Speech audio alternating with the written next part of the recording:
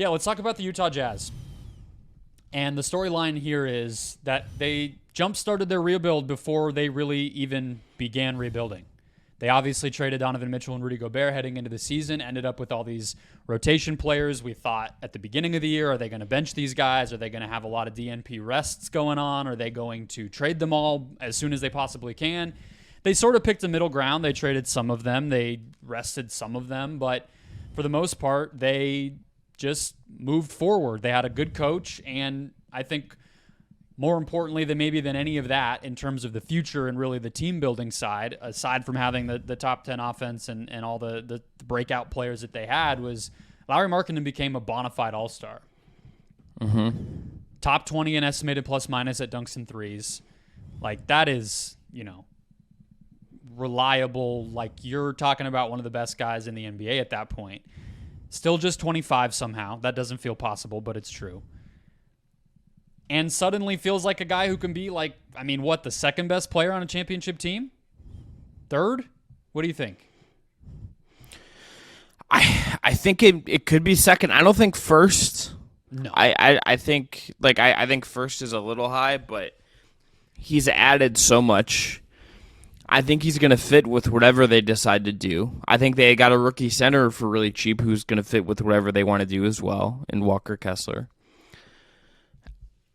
They have, I think the coach part of it and Will Hardy is one of the more fun parts of it, just because you have this guy who's going to really develop talent, and it doesn't feel like they're in a rush either. This isn't a team that we heard anything about maybe them going all in on something this summer because they have all these picks and feel like they're ready to go. I think they understand their market. They understand kind of what they have in terms of their young guys.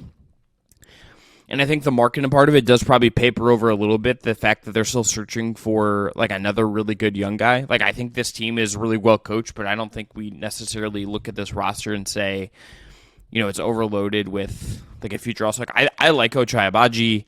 I think he showed a lot towards the end of the year that I think he's going to be a solid NBA wing. I don't think that's an all-star level guy. I think Colin Sexton is undervalued in a lot of ways. But there's been talks about them trading him, and I still think those guys are going to be better than Lowry at any point. So if he's not John Collins is. Yeah, exactly. And John Collins is better. Isn't better than Lauri Markkanen. So it's just this team is still searching. Then they need that. Yeah, they need that number one. They need to hit on some picks. They need to find a trade in someone. They need some lottery luck. I don't think it's going to be a trade, if I'm being honest. I agree because this isn't a franchise that unless this is not a franchise that can trade for someone and then keep them or has enough let's use. I guess Cleveland to me would be the point of comparison here because Cleveland trades for Mitchell and there's risk that Mitchell's just going to walk, right? That they might lose him for nothing at some point. That's a possibility that he doesn't want to stay.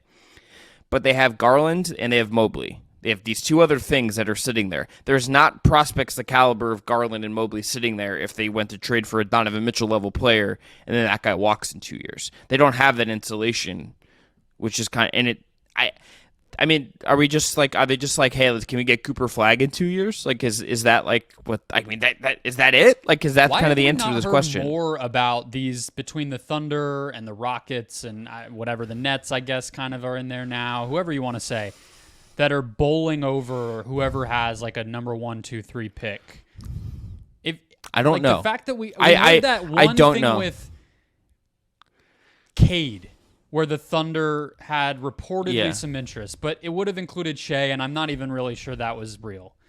But why? Well, this year was a non-starter. Do they just not have the leverage? That's what I've always assumed is the teams are just no, we're not playing your game. We're not going to allow you who won the Gobert and Mitchell trades by so much to just use that to blast off into outer space and be a great team again. We're not going to facilitate that for you. But that's kind of the move, I would think, for Utah. Well, and maybe this upcoming year, the 2024 class that's not considered to be as good of a class.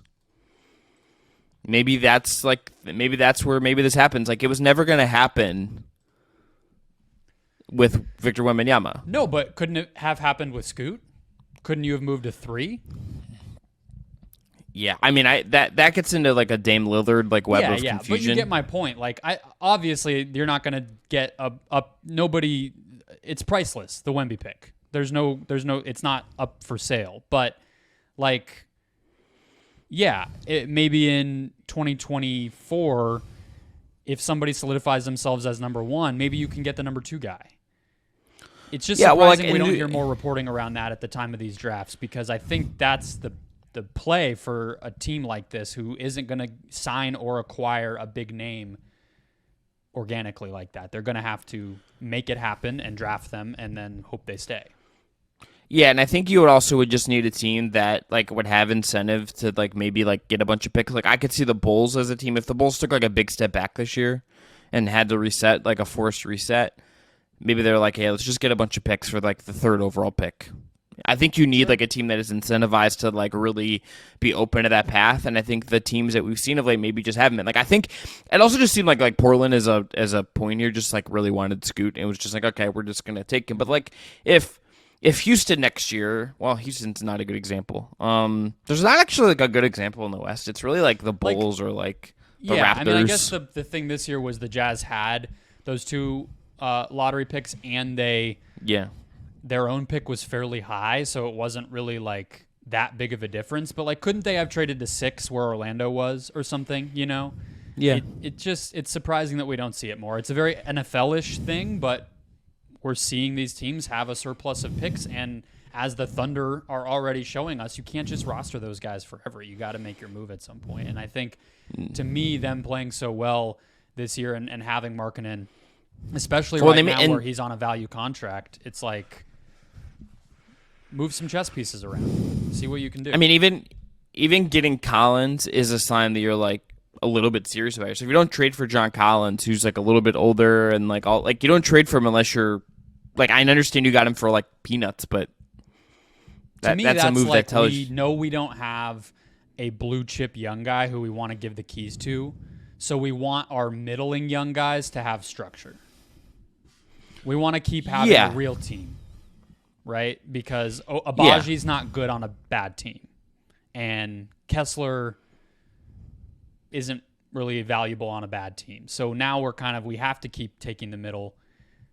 And it's a thin rope to walk, I guess. But Danny Ainge is good at this, so we'll see. Yeah, the picks thing is just like all these teams. I just wonder at some point if they just have to be like, we'll give you 8 picks for a guy that's just like, we're going to see a trade weird. like that. We have to. Someone shoot it for OG Anunoby to really complete the circle is the thing. Sure. Do it for whoever. Do it for Mikal Bridges. Whatever, like the Grizzlies were trying to do. I mean, whatever it is, just make one of them. Because, honestly, if you move first, you'll probably benefit. Yeah, I think the Jazz should do something like that. I think the question is, like, would you want it to be I kind of want it to be a guard. I just think the question is, who's the guard? And the thing is, you don't want somebody who's already too expensive. You don't want somebody who's already too old. You don't want somebody who's fully about to be a free agent. Like, you just start to, okay, who are we really talking about? Maybe Donovan Mitchell. He's about to hit free agency, but I don't know what it's going to be.